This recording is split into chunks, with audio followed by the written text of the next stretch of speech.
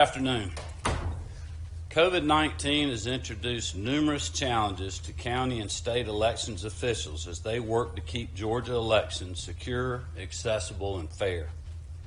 Given the record number of absentee ballots and narrow margin in the November 3rd election for president in Georgia, I join many in backing a hand recount and urging a thorough investigation into any voting irregularities.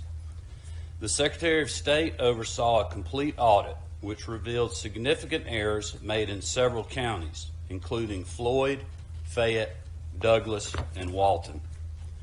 It is important for Georgians to know that the vast majority of local election workers did their job well under unprecedented circumstances, and I thank them for their service.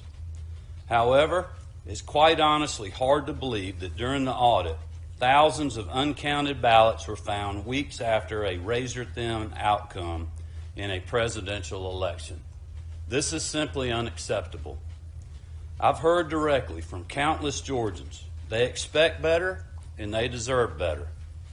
It's important to note that this audit only looked at ballots, not the signatures on the absentee applications or the signatures on the ballot envelopes.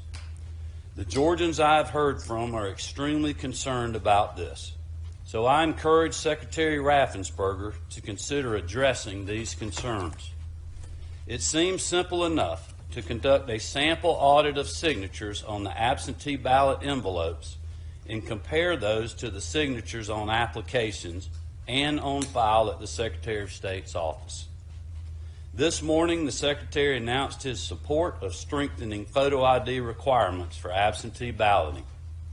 Voters casting their ballots in person must show a photo ID, and we should consider applying that same standard to mail-in balloting. I have heard from many members of the General Assembly, and I appreciate their input and share their concern.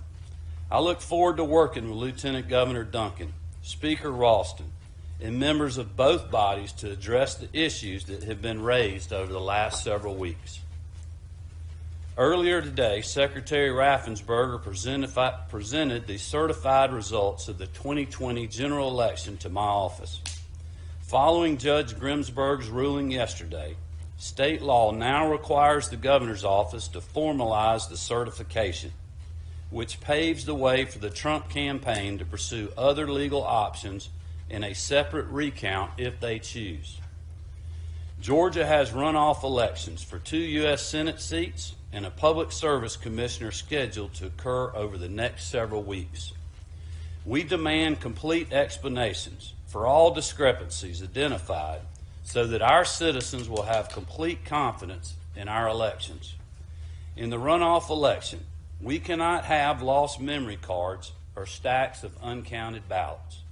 We must have full transparency in all monitoring and counting. Every legal vote must be counted, and the security of the ballot box